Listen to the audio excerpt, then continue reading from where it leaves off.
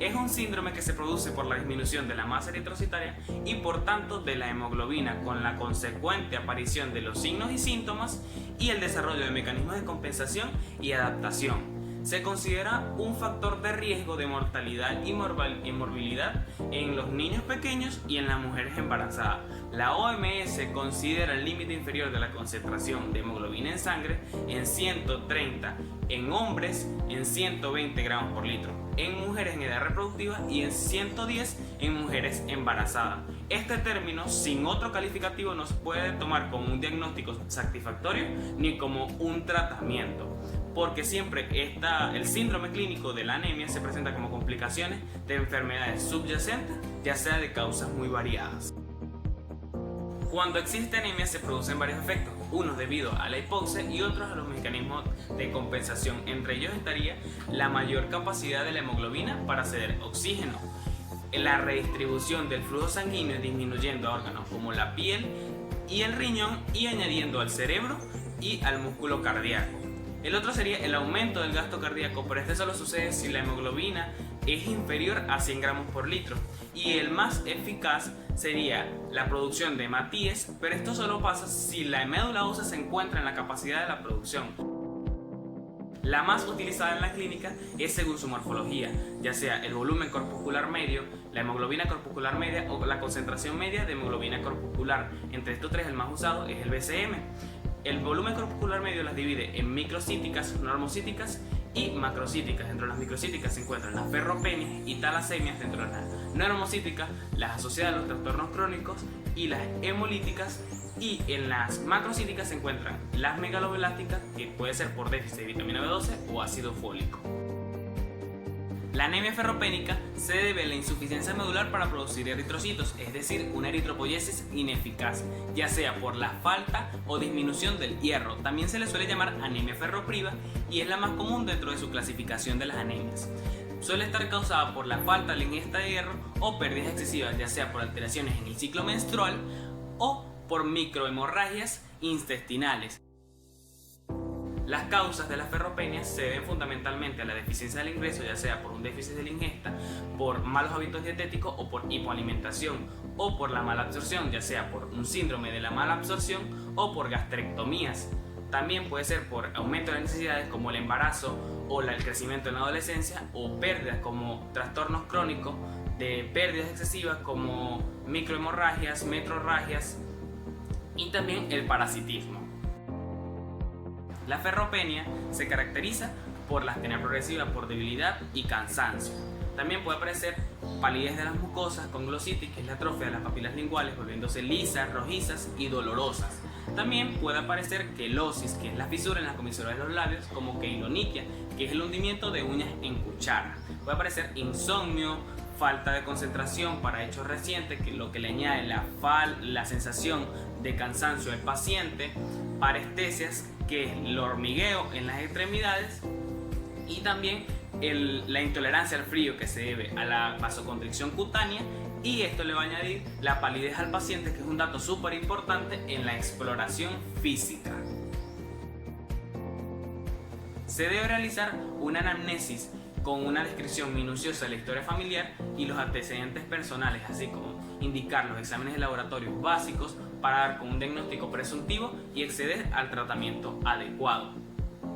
Este tipo de hemograma que se manda a realizar, los exámenes de laboratorio, van a indicar una disminución de la tasa eritrocitaria y la hemoglobina. En el índice corpuscular se va a ver microcítica y hipocrómica. También vamos a tener la hiposideremia, que es la transferrina, la ferritina y el R sérico disminuidos. Después de establecida la causa, se procede a la ferroterapia, que preferentemente se va por vía oral. Se utilizan diferentes tipos de sales ferrosas, ya sea gluconato ferroso o sulfato ferroso, y se administran 200 miligramos diarios entre las comidas. Cuando el paciente no tolera la vía oral, se procede a la vía parenteral. El más utilizado es el Dextran, luego el gluconato ferroso o la desoximaltosa férrica.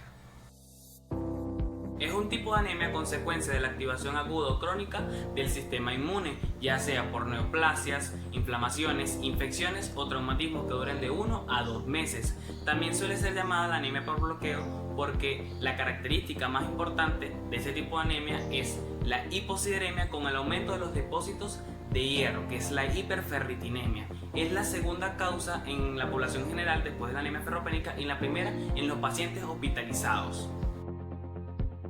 La severidad de la anemia de los trastornos crónicos va a depender de la enfermedad de base. Los hallazgos clínicos siempre suelen ser los de la enfermedad de base, lo que va a favorecer a la anemia. La hemoglobina no suele bajar a menos de 80 a 60 gramos por litro. Y si se sospecha de anemia, se mandan a realizar los exámenes de sideremia, lo que va a reflejar una hiperferritinemia con una hiposideremia, que es lo que caracteriza a esta enfermedad. El diagnóstico diferencial se va a hacer con una anemia ferropénica. El tratamiento es de la enfermedad de base y raramente se requiere la transfusión, pero cuando es difícilmente controlable la enfermedad de base, se requiere la eritropoyetina recombinante. Es un tipo de anemia megaloblástica producida por el déficit de vitamina B12. También suele estar causada por la atrofia gástrica con la pérdida subsiguiente de las células parietales que se encargan de secretar el factor intrínseco. El factor intrínseco es una sustancia que se encarga de transportar la vitamina B12 desde el duodeno hasta el ileón terminal para que sea absorbida. La cobalamina o vitamina B12 es una sustancia que se encarga de la síntesis de ADN de las células proliferativas. Entonces el eritrocito, cuando hay déficit de vitamina B12, no puede crecer completamente, entonces hay un asincronismo, crece el citoplasma y el núcleo no, entonces por eso hay una macrocitosis y se denomina anemia megaloblástica. La principal causa suele ser la dieta inadecuada y usualmente ocurre en las personas de dietas vegetarianas estrictas. El requerimiento diario de vitamina B12 es de 1 microgramo y los almacenes son de 2000 a 5000 microgramos. Es decir, que después que haya una falta en la ingesta de vitamina B12, los síntomas y signos suelen aparecer de 10 a 20 años. Otro suele ser la mala absorción por déficit del factor intrínseco, factores que compiten con la vitamina B12, fármacos o drogas. La gastrectomía también suele ser algo muy usual porque las personas que se realizan cirugías bariátricas, por ejemplo, los síntomas les suelen aparecer de 5 años a 10 años porque hay una deficiencia en la producción del factor intrínseco. Se trata de un tipo de anemia de carácter crónico que se caracteriza de un comienzo insidioso, macrocitosis, así como manifestaciones de destrucción sanguínea temprana. Este déficit de vitamina B12 se debe a una incapacidad del fundus gástrico de secretar cantidades suficientes de factor intrínseco. Es frecuente en europeos de origen nórdico, de pelo canoso y ojos claros, así como su mayor frecuencia la alcanza después de los 40 años. Los síntomas por el déficit de vitamina B12 suelen estar asociados al síndrome anémico, así como va a ser de evolución lenta y habitualmente es bien tolerado. Estos síntomas son palpitaciones, vértigo, debilidad. En casos graves suele haber insuficiencia cardíaca. En la exploración física se va a observar un toque ictericio, palidez, cardiomegalia, el pulso va a estar rápido y en la ocultación va a haber soplos funcionales. En los síntomas gastrointestinales puede haber anorexia, bajo peso, diarrea y glositis. En la anemia perniciosa suele haber trastornos neurológicos como la parestesias con embotamiento de las extremidades, pérdida de la sensibilidad vibratoria y batestasia, que es la pérdida del sentido de la posición. Puede haber síntomas de cefalea, insomnio, alteraciones del gusto y del olfato, irritabilidad y apatía. Para hacer un diagnóstico de la anemia perniciosa debe haber una disminución de la vitamina B12 asociada a una atrofia gástrica por la disminución de la producción del factor intrínseco. En el hemograma va a haber una disminución de los eritrocitos con disminución puede o no de la hemoglobina, leucopenia con neutropenia y los núcleos de los neutrófilos van a estar hipersegmentados. Va a haber una trombocitopenia, los reticulocitos van a estar disminuidos, pero la bilirrubina y el hierro sérico van a estar elevados.